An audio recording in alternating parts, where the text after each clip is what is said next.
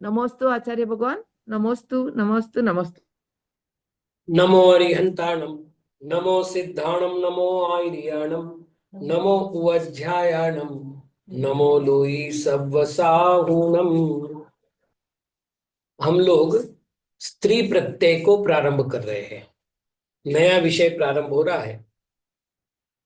ये तो हम बिल्कुल प्रारंभ में ही समझ चुके हैं कि संस्कृत भाषा में तीन लिंग है: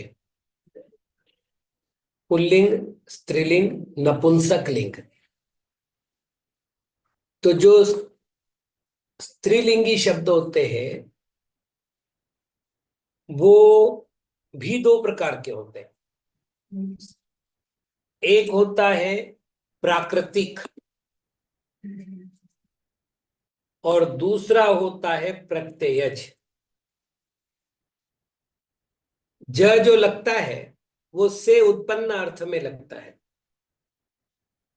तो प्रत्ययज का अर्थ प्रत्ययों से उत्पन्न होने वाला। जैसे अपन प्राकृतिक कर कहते हैं तो वाच, गिर, पुर, दृश्य, ये सब स्त्रीलिंगी है।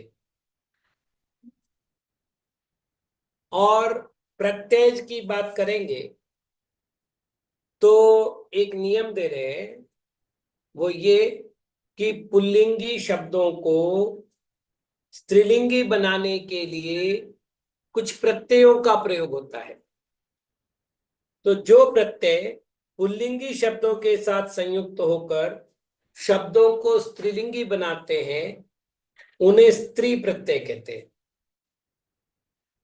स्त्री प्रत्ययों की संख्या के विषय में सभी व्याकरणकार एक मत है। वो कहते हैं कि स्त्री प्रत्ययों की संख्या मात्र 8 है। इस संबंधित एक श्लोक मिलता है: ताप, दाप, चापस, त्रयोपेते।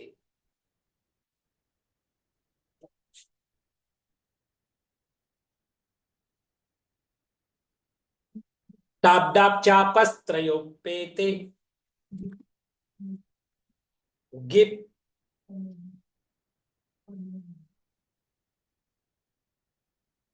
गिश,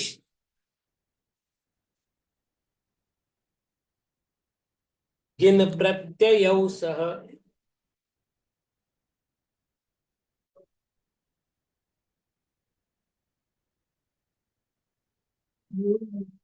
उंग तिंग्भ्याम,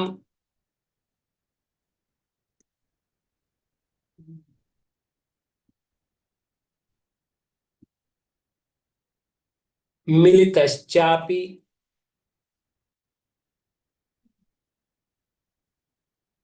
मिलिताश्चापि।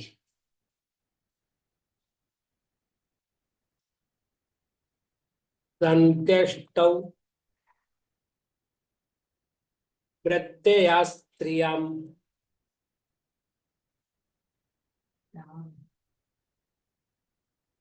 अब आप देख लीजिएगा ये क्या कह रहे हैं। मैं एक बार पढ़ के बता देता हूं। ताप दाप चाप त्रयोस पेते, ताप दाप चाप त्रयोस पेते, गिश, गिन प्रत्ययौ सह, उंक्तिंग ब्यांग मिलिताश्चापि, संत्यष्टौ प्रत्ययास्त्रियाम। इसमें तीन प्रत्ययों के नाम आ गए। पहला टाप, दूसरा डाप और तीसरा चाप। तीन हो गए। इसमें तीन प्रत्यय हो गए। पहला गिप, दूसरा गीश और तीसरा गिन। और उसके बाद इसमें दो प्रत्यय हो गए। पहला उंग, दूसरा तिंग। ये कुल मिलाकर के 8 प्रत्यय है। ये प्रत्यय नियम से पुल्लिंगी शब्दों के साथ लगते हैं और उससे जो अर्थ बनता है वो स्त्रीलिंगी बनता है। तो अपन एक एक की चर्चा करेंगे। इस विषय में एक नियम जरूर ध्यान रखिएगा कि धातुओं के साथ स्त्री प्रत्ययों का संयोग नहीं होता,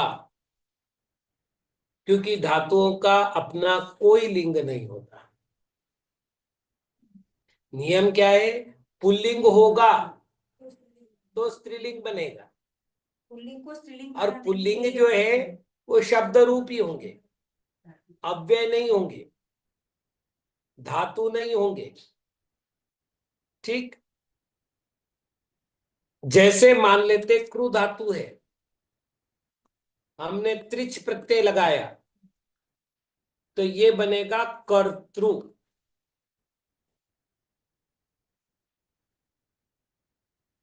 अब चूंकि त्रिच प्रत्ययांत शब्द पुल्लिंग है, अब इसका स्त्रीलिंग बन सकता है कर्त्री।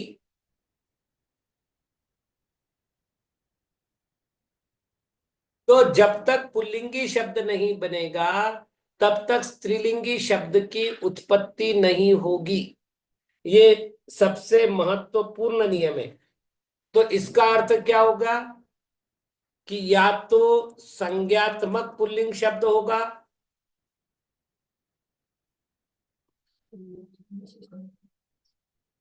अथवा विशेषणात्मक पुल्लिंग शब्द होगा, तो ही जाकर के उनको स्त्रीलिंग बनाया जा सकता है। अव्ययों के साथ तो बनना ही नहीं, क्योंकि अव्यय में तीनों लिंग नहीं होते। धातुओं के साथ बनना नहीं, क्योंकि धातुओं में तीन लिंग नहीं होते। अब आप देख लीजिएगा, हमने तद्धित प्रत्यय देखे, कृदंत प्रत्यय देखे,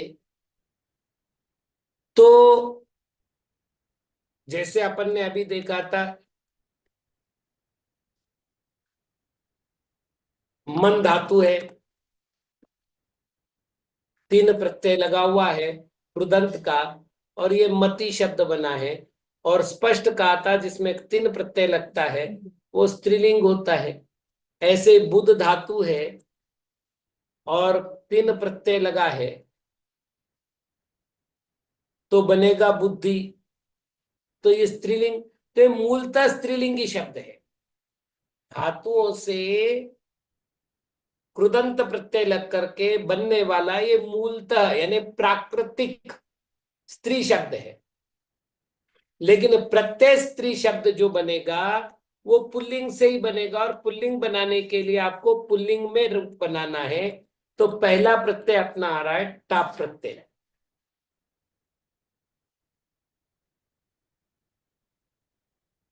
टाप प्रत्यय की विशेषता क्या है?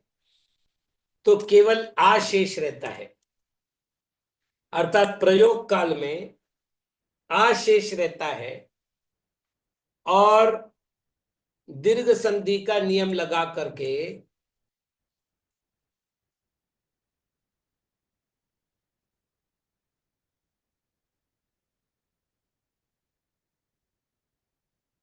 शब्द निर्मित होता है।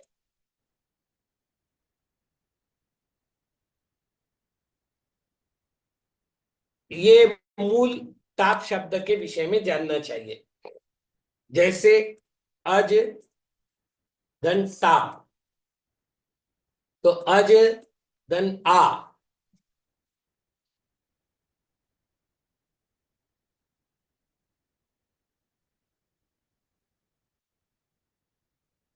अब दीर्घ संधि का नियम लगेगा, अ में आ मिलकर के आ बन जाता है, तो ये बना अजा। अज यानी बकरा, अजा यानी बकरी। ठीक है। अब टाप प्रत्यय लगाने का जो पहला विशेष्य है वो है अजादि गण के सारे शब्द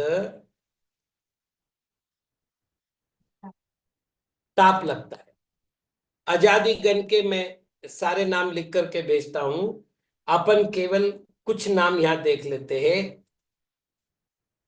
एड़क, एड़का। लड़का बनेगा। अब बताने की कोई जरूरी नहीं, क्योंकि हाँ, संस्कृत में क्योंकि अ को आ कर दो तो टाप प्रत्यय का संयोग हो गया, अलग से कुछ करने की जरूरी नहीं। इसलिए अपन केवल कुछ नाम लिख लेते और बात कर लेते। कोकिल, कोकिला। चटक, चटका। चटक कहते चिड़े को, और चटका कहते चिड़िया को। चिमनी ना, ये गोले की चटक नहीं। हाँ, पक्षी। अश्व, अश्वा। मूषक, मूषका। वास्तविक में मूषिक शब्द है। शिका बनेगा। मूषिका। बाल, बाला। होड़, होड़ा। पाक, पाका। वत्स, वत्सा। मंद, अब ये विशेषण हो गया, तो मंदा। विलात, विलाता। मेघ, मेघा। गंग, गंगा।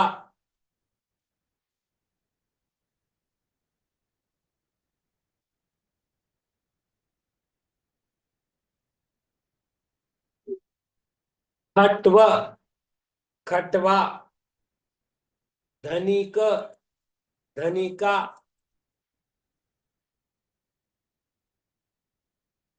कृत्रिम, कृत्रिमा। गत, गता। स्वभावज, स्वभावजा आदि उदाहरण देख लो। अब ये जितने शब्द चलेंगे ये सब, अपन ने विद्या शब्द देखा था, आकारांत स्त्रीलिंगी शब्द। रमा शब्द जैसा देखा था, विद्या शब्द जैसा देखा था। विद्या, विद्ये, विद्या प्रथमा, विद्याम विद्ये, विद्या द्वितीय, वैसे ये रूप चलेंगे। मतलब इनका जब भी प्रयोग होगा, जैसे मान लेते अपन ये कह रहे हैं कि कोकिला ने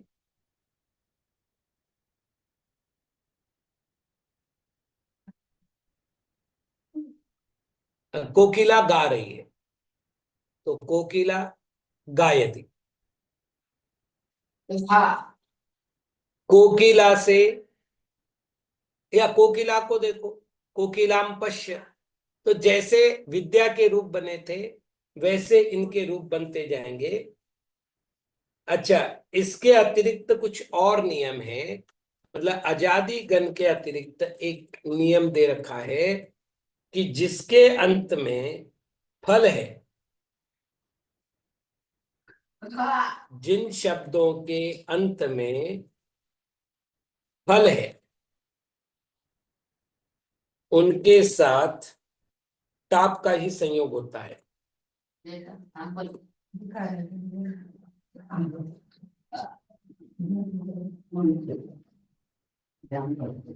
जैसे उदाहरण के लिए समफल।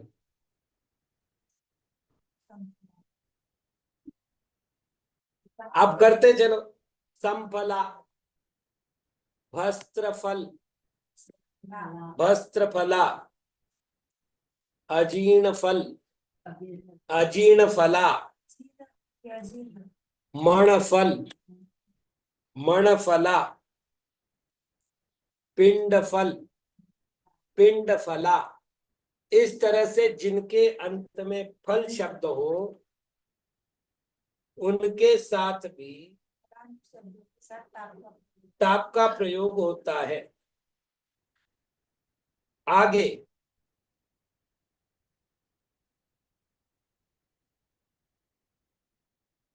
तीसरा नियम,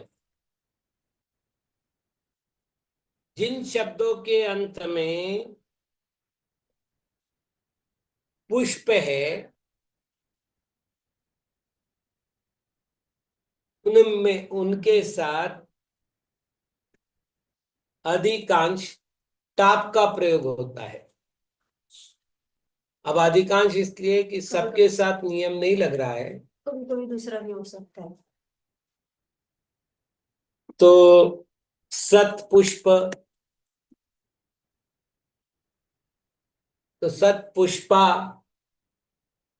प्राक पुष्प, तो प्राक पुष्पा, प्रत्यक पुष्प, प्रत्यक पुष्पा, कांड पुष्प, कांड पुष्पा,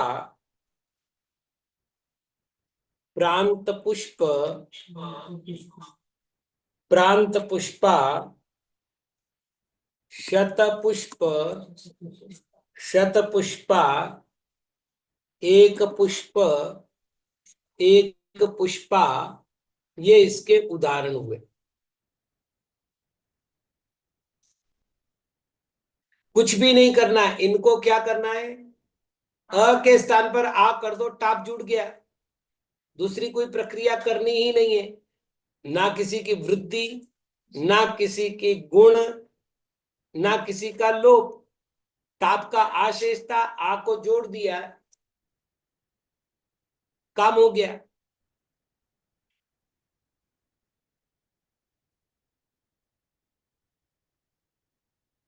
अगला नियम है पालक शब्द जुड़कर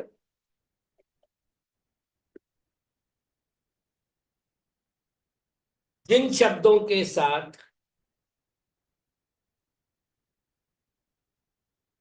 षष्ठी तत्पुरुष समास का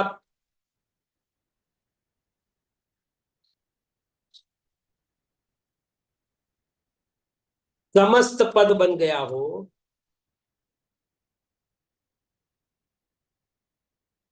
उन शब्दों के साथ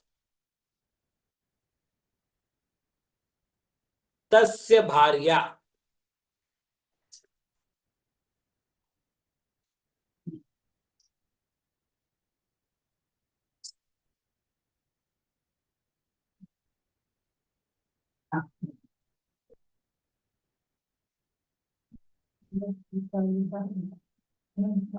देखिए आप थोड़ा सा इसको समझ लीजिएगा। यहां पर एक शब्द आया, इसको अपन साफ कर दो। यहां पर एक शब्द आया है समस्त पद, इसका दूसरा नाम है सामासिक पद। ठीक, जैसे मैंने कहा अश्वस्य पालकः, अब मुझे इसको समास करना है, तो सबसे पहले मैं क्या करूंगा, विभक्ति का लोप करूंगा। तो यहां बचेगा अश्व, यहां बचेगा पालक, क्योंकि पालकः प्रथमा विभक्ति का एक वचन है और अश्वस्य षष्ठी विभक्ति का एक वचन है। तो हमने इधर से षष्ठी विभक्ति हटा दी, इसमें से प्रथमा विभक्ति हटा दी। अब इनको जब संयोग किया तो हमारे सामने शब्द बना अश्वपालकः, पालक। चूंकि पालक शब्द जो है वो पुल्लिंग है,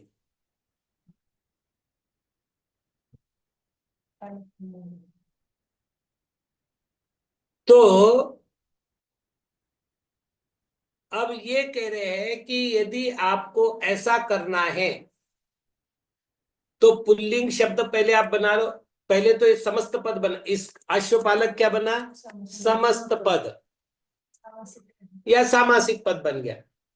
अब कृत तद्धित समासाश्च सूत्र से सामासिक पद की लिंग संज्ञा हुई और हमने पुल्लिंग बनाया, क्योंकि हमारा नियम क्या है, पुल्लिंग का स्त्रीलिंग पुल्लिंग शब्द का स्त्रीलिंग बनेगा, है ना। तो अश्वपालक बना हमारे पास प्रथमा विभक्ति का एक वचन। अब हमको क्या करना है, तस्य भार्या, मतलब अर्थ करना है अश्वपालकस्य भार्या, ये अर्थ करना है। फिर वापिस षष्ठी तत्पुरुष हो गया। तस्य भार्या क्या हुआ, तस्य षष्ठी हो गया, है ना। तब हमको क्या करना है, तो एक नियम दे रहे हैं, देखिए लास्ट शब्द क्या आना है, पालक, क्योंकि हमारा शब्द क्या है, पालक शब्द जुड़ना चाहिए, तो लास्ट में पालक ही बचेगा। अब जिसके साथ भी जुड़ेगा, अश्वपालक, गोपालक, जो भी होगा, जनपालक, कल्याण मंदिर में आया जनपालक दुर्गत स्वम, नगर पालक। अब पालक शब्द कहीं भी लगा लो आप। हाँ, तो अभी अपने को बात करनी है ना, लेकिन तस्य भार्या नहीं है वो, कैसे भार्या चाहिए ना, क्योंकि नगर पालक जो है वो पुरुष है और नगर पालिका संस्था है, तस्य भार्या नहीं है। यहाँ तस्य भार्या में टाप लगना है। चलिए, तो अब अपन बात कर रहे थे अश्वपालक। तो इनका नियम है क्या, कि ककार से पहले, ककार से पूर्व में जो लकार आता है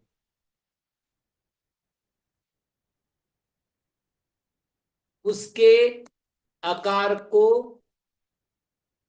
इकार कर दो। नहीं हो गया,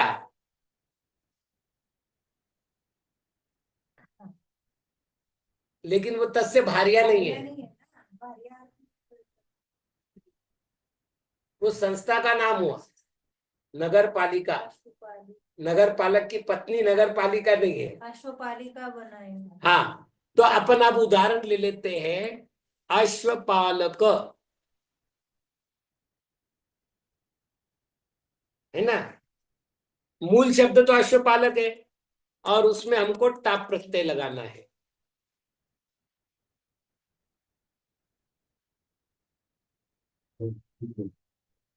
अब हमको क्या करना है, टाप का आ बचा। अब ये कह रहे हैं कि ककार से पूर्व में जो लकार आता है, तो ये ककार यहां था, इसके पहले लकार है, इसमें अ है, अ को ई करना, और ई भी ह्रस्व करनी है ना। तो हमने ह्रस्व कर दिया, अश्वपालिक धन आ। अब अपने को कुछ नई चीज करने की आवश्यकता नहीं, जैसा अपन अभी तक करते आए, आ जोड़ दो, अश्वपालिका। चलिए, गोपाल, है ना, गोहो पालयति ति, गोपाल, या गवाम पालक, गोपाल, गोपालक। तो ये षष्ठी तत्पुरुष हो गया, गोपालक शब्द बना।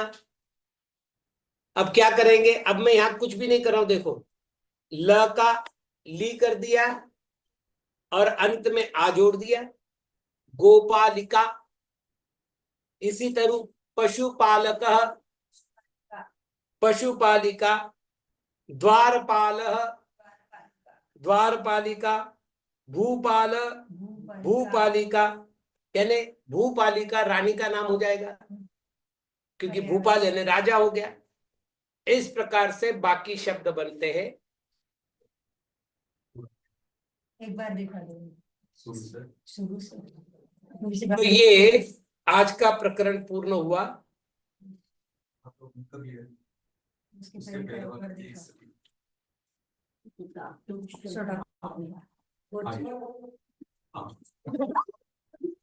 बाकी चर्चा समय मिलने पर। ओम नमः।